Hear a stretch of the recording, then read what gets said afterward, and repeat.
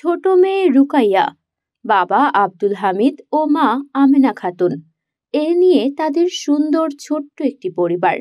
আব্দুল হামিদ ও আমিনা খাতুন রুকাইয়াকে ভীষণ আদরে বড় করে তুলেছে।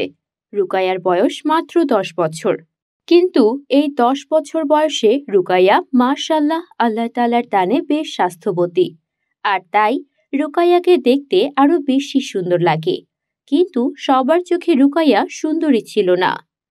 এই রুকাইয়া, রুকাইয়া, কোথায় গেলি রে? জি দাদি, আমি এক্ষুনি আসছি। কি রে, তোকে কখন থেকে ডাকছি, তুই শুনতে পারছিস না? আমি দুঃখিত দাদিমা, আমি আসলে মাদ্রাসায় যাওয়ার জন্য তৈরি হচ্ছিলাম। তোর তো নড়াচড়া করতেই 10 দিন, জানি না আল্লাহ তোকে এমন স্বাস্থ্য দিয়েছেন কেন, না জানি ভবিষ্যতে আরো কি হবে।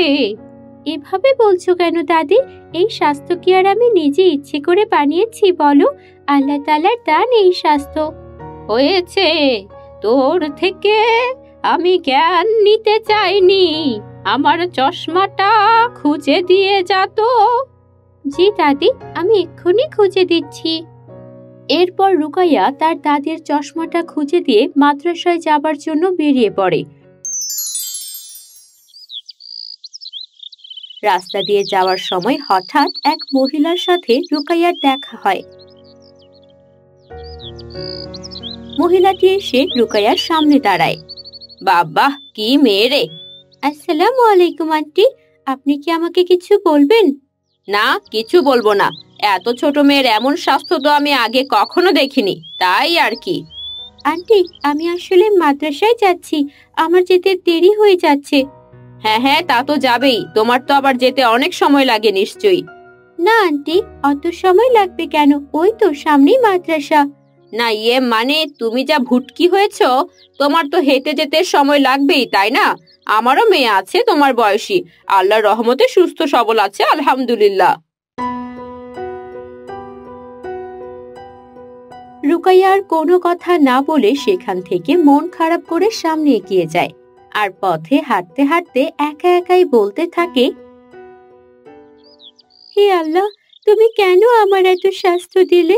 আজ যদি আমার এমন স্বাস্থ্য না থাকতো, তাহলে সবাই আমাকে কথা শোনাতো না, আমাকে কেউ পছন্দ করে না। তবে আমি আমার স্বাস্থ্য এবং আমাকে নিয়ে বেশ সন্তুষ্ট। তুমি আমাকে যেমন তৈরি করেছো তাতেই আলহামদুলিল্লাহ।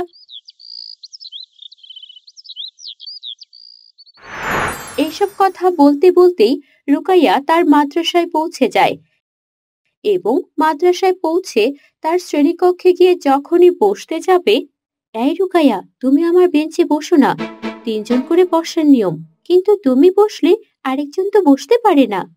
কিন্তু আয়েশা, এই বেঞ্চটা তো এখনো ফাঁকা আছে, শুধু তুমিই বসেছো। হ্যাঁ, ফাঁকা আছে, তবে আমি তোমার সঙ্গে বসবো না, এখানে রাবেয়া ও সোহানা বসবে, অন্য কোথাও গিয়ে বসো। রুকাইয়া আর কোনো কথা না বলে শ্রেণীকক্ষের একদম লাস্ট বেঞ্চটিতে গিয়ে বসে। তার কিছুক্ষণ পরেই শ্রেণীকক্ষে তাদের হুজুর প্রবেশ করে। শ্রেণীকক্ষে প্রবেশ করে হুজুরের চোখ সবার প্রথম রুকাইয়ার দিকে যায়। কি মা রুকাইয়া, তুমি সামনে না বসে পেছনে একা একা বসে আছো কেন?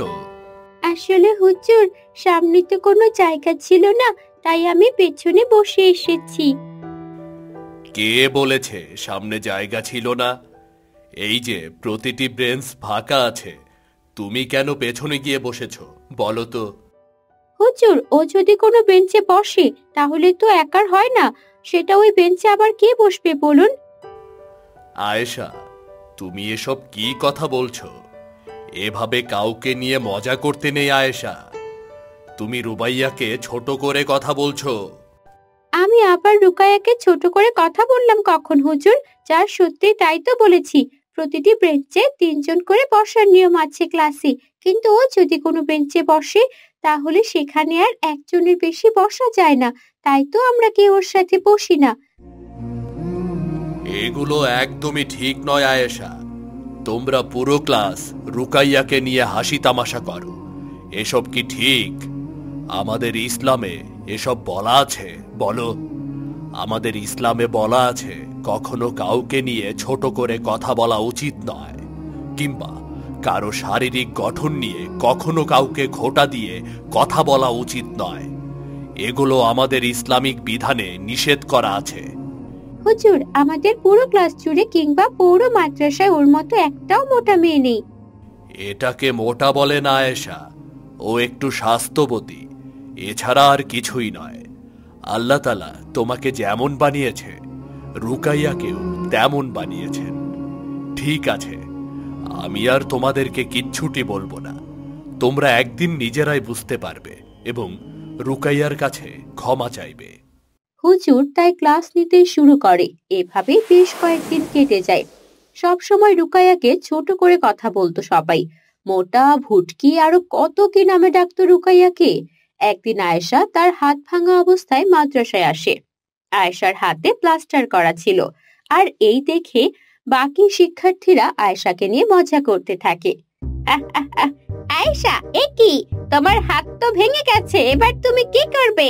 কিভাবে হাত দিয়ে কাজ করবে? হ্যাঁ সোহানা, তুমি তো আমার বান্ধবী, তুমি এভাবে কেন বলছো? যা হয়েছে তাই তো বলেছি নাকি? তোমার হাত ভেঙেছে, তোমার হাতে সাদা প্লাস্টার করা। এইভাবে যদি তোমার পুরো শরীর প্লাস্টার করা থাকতো তাহলে তো তোমাকে মমির মতো লাগতো। এসব কথা শুনে আয়েশা কাঁদতে থাকে। তখন রুকাইয়া আয়েশার কাছে আসে।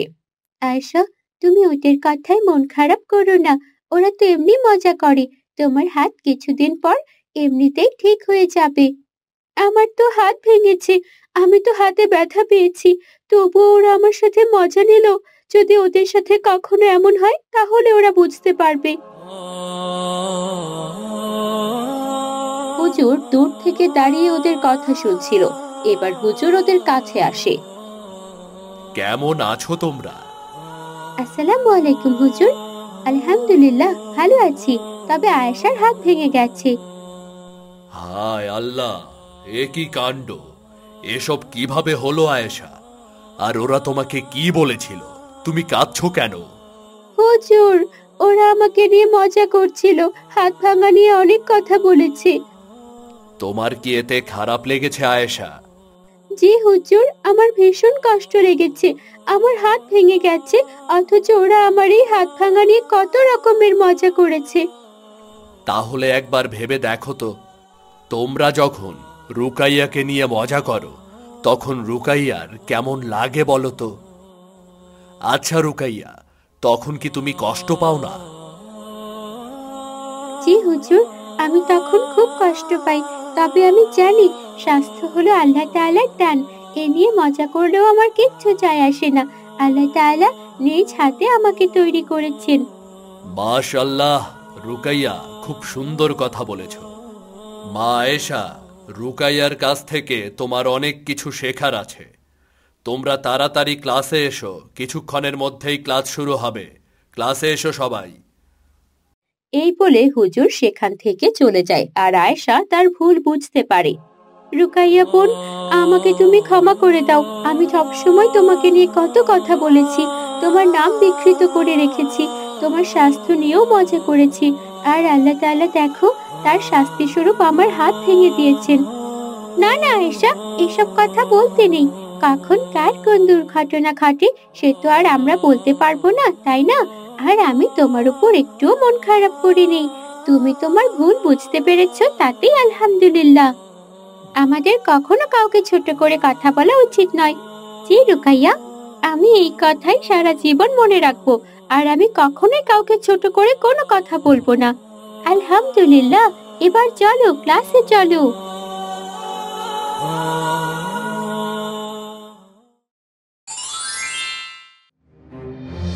গল্পটি বেশ পুরনো, যখন দেশে স্বর্ণমুদ্রার প্রচলন ছিল, যখন রাজারা রাজ্য শাসন করতেন। ঠিক তেমনি এক সময়ের গল্প। রাজা কৃষ্ণরবির দরবারে কাজ করত এক মুসলিম বিশ্বস্ত ছেলে আলী। রাজা কৃষ্ণরবি আলীকে খুবই পছন্দ করত এবং সবচেয়ে বেশি বিশ্বাস তাকেই করত। একদিন কৃষ্ণরবি আলীকে ডেকে পাঠায়। সালাম রাজা কৃষ্ণরবি, আমাকে ডেকে পাঠিয়েছিলেন? হ্যাঁ আলী, তোমাকে আমার প্রয়োজন। তার আগে আমার একটা প্রশ্নের জবাব দাও তো। পুরো রাজ্য আমাকে প্রভু বলে ডাকে, আমার সামনে মাথা নত করে, কিন্তু তুমি কেন আমাকে আমার নাম ও পদবিতে ডাকো? এতে কি আপনি অসন্তুষ্ট রাজা কৃষ্ণরবি? তা বলা যায় না, তবে আমার জানার আগ্রহ প্রবল। আমার প্রভু শুধুমাত্র একজন, তিনি হলেন আমার আল্লাহ, আর আমি তার সামনে ছাড়া কখনো কারো সামনে মাথা নত করি না। তোমার কথা বলার এই সৎ সাহস দেখে আমি মুগ্ধ। তবে যে জন্য তোমায় ডেকেছিলাম, এই নাও, এখানে 501টি স্বর্ণ মুদ্রা আছে। এগুলো তোমায় পাশের রাজ্যে দিয়ে আসতে হবে এবং কাজটি আজকেই করতে হবে। ঠিক আছে রাজা কৃষ্ণরবি, আমি মায়ের থেকে বিদায় নিয়ে আমার গন্তব্যে রওনা হচ্ছি। তবে খেয়াল রাখবে, কোনো ডাকাতের হাতে পড়লে এইগুলো যেন না হারায়। 501টি স্বর্ণ মুদ্রা থেকে যেন একটিও না কমে। আমি আমার আমানতের খেয়াল রাখব। আসছি। এই বলে আলী রাজ্য থেকে বেরিয়ে তার মায়ের কাছে যায় এবং মায়ের কাছে বিদায় নেয়। বাবা আলী, পথে যদি কোনো বিপদ হয় তখন তুমি আল্লাহ তাআলাকে স্মরণ করবে। তিনি আমাদের সকল সমস্যা ও বিপদ থেকে উদ্ধার করবেন। ইনশাআল্লাহ আম্মিজান, আল্লাহ তাআলা সর্বদা আমাদের সাথেই আছেন। আরেকটা কথা বলি আলী, কখনো মিথ্যা কথা বলবে না। তুমি যত বড় বিপদেই পড়ো না কেন, সেই বিপদ থেকে উঠতে কখনোই কোনো মিথ্যার আশ্রয় নেবে না। জি আম্মিজান, আমি আপনার দেওয়া আদেশ ও উপদেশ মৃত্যুর আগ অবধি মনে রাখব। এখন আমি আসছি আম্মিজান, আমার জন্য দোয়া করবেন। আল্লাহ হাফেজ। ফি আমানিল্লাহ, সুস্থভাবে ফিরে এসো। হ্যাঁ, হে আল্লাহ, আমার ছেলেকে তোমার ভরসায় রাখলাম, ওকে তুমি দেখে রেখো। এই বলে আলী তার গন্তব্যে রওনা হলো।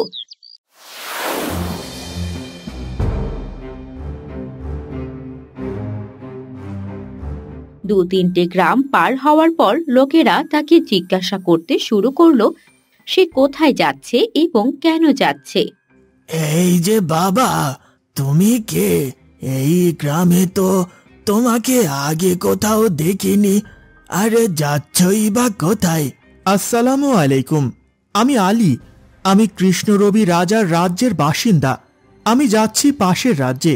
সেখানে আমার কিছু জরুরি কাজ আছে যা রাজা করতে দিয়েছেন। কিছু মনে না করলে আমাকে বলবে তুমি কেন যাচ্ছ সেখানে? তোমাকে দেখে ভীষণ কৌতূহল হচ্ছে আমার। জি নিশ্চয়ই, কেন নয়। রাজা কৃষ্ণরবি আমাকে 501টি স্বর্ণ মুদ্রা দিয়েছে পাশের রাজ্যে পৌঁছে দেওয়ার জন্য, আর আমি এখন সেগুলো নিয়েই পাশের রাজ্যের জন্য রওনা হয়েছি। 501টি স্বর্ণ মুদ্রা, সে তো অনেক। তা আমি জানি না, তিনি আমাকে দায়িত্ব দিয়েছেন আর আমি তাই পালন করছি। এই যে তুমি আমাকে স্বর্ণ মুদ্রার কথা বলে দিলে, এখন যদি আমি তোমার কোনো ক্ষতি করি? আপনি যদি আমার ক্ষতি করতেন তাহলে প্রথমেই করতেন। আর আল্লাহ তাআলা আছেন, আমি তাকে ভরসা করি। আমি বিশ্বাস করি আমি কোনো বিপদে পড়লে আল্লাহ তাআলা আমাকে ঠিক রক্ষা করবেন। সত্যি তুমি অনেক সৎ একটা ছেলে। আল্লাহ তোমার সহায় হোক। সাবধানে যেও, সামনে একটা জঙ্গল আছে। সেই জঙ্গলটাতে অনেক ডাকাতের বাস। তুমি যদি তাদের পাল্লায় পড়ো তাহলে তুমি তোমার স্বর্ণ মুদ্রা নিশ্চিত হারাবে। তুমি ভুলেও তাদেরকে স্বর্ণ মুদ্রার কথা জানাবে না, তাহলে এটা তোমার বোকামি হবে। আপনার এই পরামর্শের জন্য ধন্যবাদ চাচা। আমার জন্য দোয়া করবেন। আমি তবে এখন আসি। আল্লাহ হাফেজ। আল্লাহ হাফেজ। আলীর সততার কারণে লোক তাকে ভীষণ পছন্দ করতে শুরু করলো। পথে যেতে যেতে অনেকের সাথে আলীর পরিচয় হলো।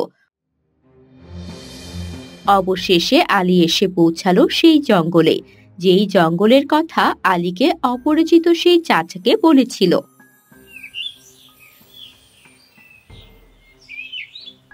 হে আল্লাহ, আমার সহায় হন, আমি যেন আমার আমানত সঠিকভাবে পৌঁছে দিতে পারি। ঠিক তখনই কয়েকটা উষ্টপুষ্টি লোক চেঁচিয়ে এসে দাঁড়ালো আলীর সামনে। আরে রে রে রে রে রে ধর ধর ধর। কি হে ছোট্ট বাচ্চা, আমাদের এই জঙ্গল দিয়ে কোথায় যাচ্ছিস শুনি? এই, তোরা দাঁড়িয়ে আছিস কেন? তদন্ত করে দেখ কোথাও কোনো দামি কিছু পাস কিনা। এক্ষুনি দেখছি সর্দার। ডাকাত সর্দারের কথা মতো তার চেলারা আলীকে তদন্ত করতে লাগলো, কিন্তু তারা কিছুই পেল না। সর্দার, ওর কাছে তো কিছুই নেই, ওকে বরং ছেড়ে দেওয়াই ভালো হবে। কিরে, তোর কাছে নাকি কিছুই নেই? আছে, আমার কাছে আছে 501টি স্বর্ণ মুদ্রা। মিথ্যে বলার আর জায়গা পাস না। আমি তো পুরো শরীর দেখলাম, তোর কোথাও তো কোনো কিচ্ছুই পেলাম না, আর তুই বলছিস 501টি স্বর্ণ মুদ্রা আছে তোর কাছে।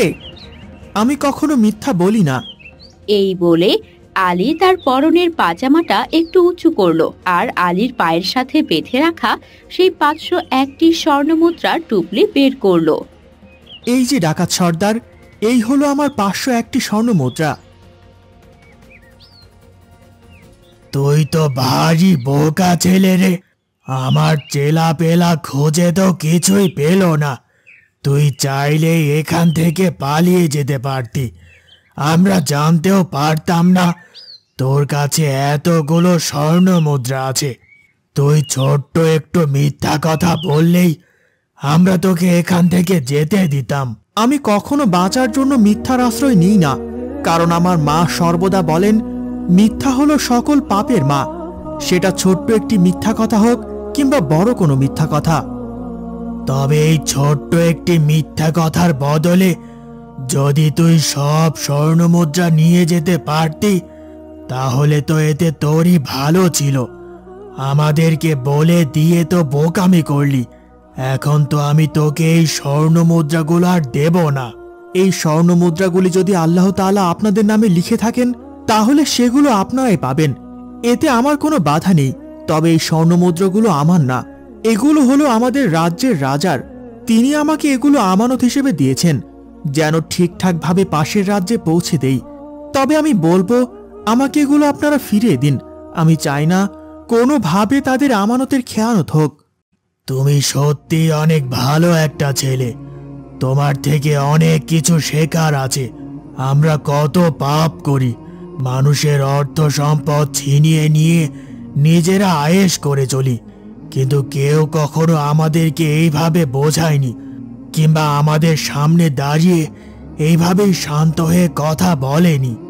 আমি বিশ্বাস করি আল্লাহ তাআলা সর্বদা আমার সাথে আছেন, ছোট কিংবা বড় কোনো বিপদে তিনি আমাকে সাহায্য করবেন। তাই আমি আপনাকে দেখে ভীত হইনি, আমি শুধুমাত্র আল্লাহ তাআলাকেই ভয় পাই। তবে একটা কথা সর্বদা মনে রাখবেন, এই নাও তোমার স্বর্ণ মুদ্রা। আজ থেকে আমি আর ডাকাতি করব না, আমিও আল্লাহর কাছে ভীত হলাম। তুমি আমাকে এক অনেক বড় শিক্ষা দিলে, শুনে খুশি হলাম। নিশ্চয়ই আল্লাহ তাআলা আপনার উপর সন্তুষ্ট হয়ে আপনার সকল গুনাহ মাফ করে দেবেন। আমি তবে এখন আসি, ভালো থাকবেন, আল্লাহ হাফেজ। এরপর আলী স্বর্ণমুদ্রাগুলো পাশের রাজ্যে পৌঁছে দিয়ে তার নিজের রাজ্যে ফিরে আসে। তাকে ফিরে আসতে দেখে রাজা কৃষ্ণরবি খুব খুশি হন। তুমি সত্যি অনেক বিশ্বস্ত একটা ছেলে, তোমাকে চোখ বন্ধ করে বিশ্বাস করা যায়। তোমার মাঝে তোমার প্রভুর প্রতি ভীত আছে, তুমি কখনো মিথ্যা কথা বলো না। তাই আমি তোমার উপরে খুশি হয়ে এই 100 স্বর্ণ মুদ্রাটা দিলাম। আপনাকে অনেক ধন্যবাদ রাজা, আমি এখন আসি।